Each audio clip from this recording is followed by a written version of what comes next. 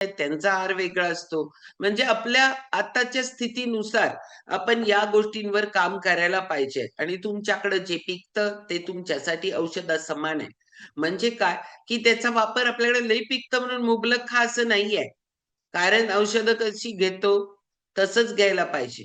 मग आपण जर या पद्धतीनं घेतलं, जर का तुम्ही आहार औषधासमान घेतला, तर मग तुम्हाला मेडिसिन जेवणासारखं घ्यायला लागत नाही.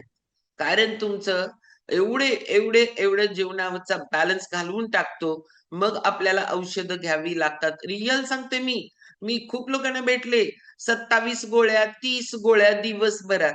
30 गोळ्या त्याच्याबरोबर घ्यायला लागणारं पाणी काय झालं हो तुम्हीच विचार करा. जेवणच झालं ना त्याचं. तेवढं एक 27 गोळ्या खायच्या असतील तर एक 3 ग्लास तर पाणी लागत असेल सकाळ, दुपार, संध्याकाळ.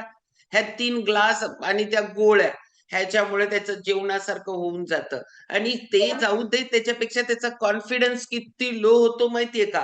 मी गोळ्यांमुळेच जिवंत आहे असं वाटतं. कारण कॅन्सरच्या ट्रीटमेंट नंतर मला होमिओपॅथी ट्रीटमेंट चालू ठेवा प्रिव्हेन्शन म्हणून. कारण बॉडी खूप वीक झालेली असते. त्याच्यावर अदर प्रॉब्लेम्स यायला नको म्हणून आणि मला 6 वर्षाचं फीलिंग होतं. ह्या औषधांमुळेच मला बरं वाटतंय.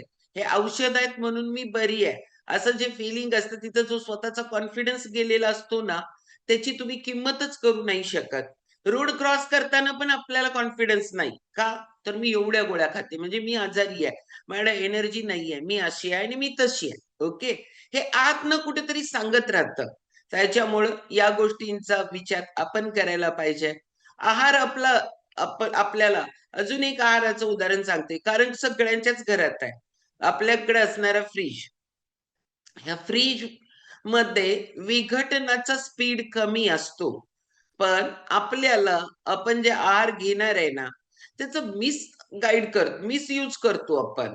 काय करतो, की फ्रिज आहे म्हणून भरपूर सगळं बनवतो, ठेवतो. खराब होत नाही.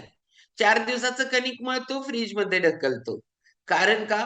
रोज कुठं कणिक मळायचं, रोज एक भांडं करायचं. त्याच्यामुळं. भाज्या जादा बनवतो, काय खराब होत नाही, खाता येतात. हे